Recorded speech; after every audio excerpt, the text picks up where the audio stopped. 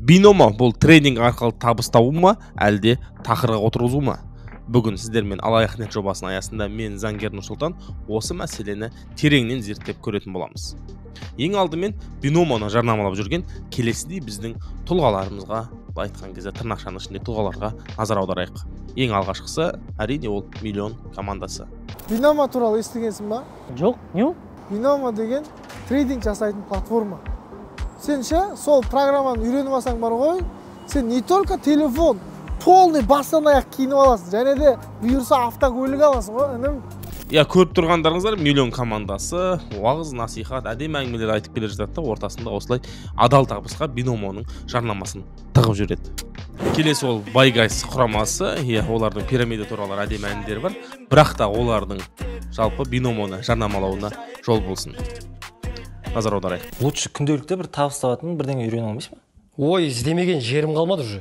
Сен биномо жайлы естіп пе едің? Ол не биномо деген? Биномо дейтін трейдинг қой, короче. Әлемдік сауда орталығы. Күнде қосымша жақсы табуға болады. Оған тек ноутбук, либо телефоның бар, телефонмен табуға беруге болады. Ал егер мен түсінбесем ше? Түсінбесең, менеджерлерге жазасың, ответ қайтарады 1 минуттың ішінде. Көріп тұрғандарыңыздай, безобидный реклама, табыс табып, трейдинг арқылы акция сатып ақша тапқыңыз келсе, биномо қосымшасына тіркеліңіз, табыс табыңыз деп әдемі астарлап жарнаманы тығып жүрген, бірақ та бұл жердегі гәп келесіде болып тұр. Қазақстан Республикасының арнайы қаржы нарығын реттеу және жоспарлау агенттігі бар, қысқаша және халық арасында танымал атауы АФРР.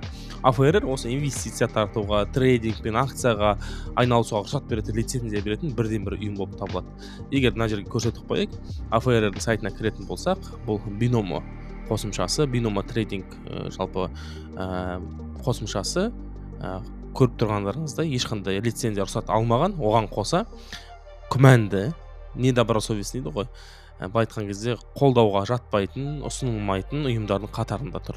Осымен ақ білуіміз керек, бұл биномо әлемдік жаңағы Binance деп Криштиану Роналду жасайтын трейдинг акциясының айтқан кезде шпиондық түріне келетін, соның атын жамылған, әдемі естілетін бір күмәнді ұйымдардың бірі. Сондықтан да биномо жарнамалауға табыс тауып жатқандардың табысын естіген кезде бізде шок болдық, себебі бізге келген бір танымал тұлғаларының бізге жеткен инсайдерлік ақпаратқа сәйкес, биномо бір жарнамаға жалпы айтқанда жарнаманың циклына 80 миллион, 90 миллион, 100 миллионға дейін ақша төлейді екен. Енді биномоны былай айтқан кезде лудоманияға қатыстырмайық десек, оларға келіп түсетін, жалпы блогерлер келіп түсетін ұсыныстың жарнамасын тікелей өздеріңізге көрсетейік. Өздеріңіз көріп бағасын бересіздер. Елімізге белгілі танымал тұлға Өркен Кенжебекке осындай ұсыныс келген. Мына жерде көрсетіп отырмыз, қараңыздар. Біз сізге онлайн казиноның немесе трейдингтің жарнамасын ұсынсақ деп едік дейді. Қалайша енді лудоманияға қатысы жоқ дейтін болсақ, бір тұлғадан бір жерден ұсыныс келіп отыр. Сондықтан да сақ болу керек. Жаңа ескертіп өткендей, жарнаманы жасағанда негізі азаматтардың білгендері жөн. Бұл өте күмәнді жүйе. Бұл жарнамаға әрине кинода түсіруге болады, басқа да әрекеттер жасауға болады, шалқып өмір сүруге болады. Бірақ та біліңіздер, құрметті блогерлар, құрметті біздің әлеуметтік желіде жүрген инфлюенсерлар, бұл арқылы сіздер қаншама отбасының ойран болуына әсер етіп жатсыздар. Егер ол мемлекеттен рұқсат алып, нақты кәдімгі акцияның жамандығы жоқ, трейдингтің жамандығы жоқ, сол арқылы халықтың әл-ауқатын көтеруге әсер етеді дейтін болсаңыздар, бір дәлел келтіріңіздер.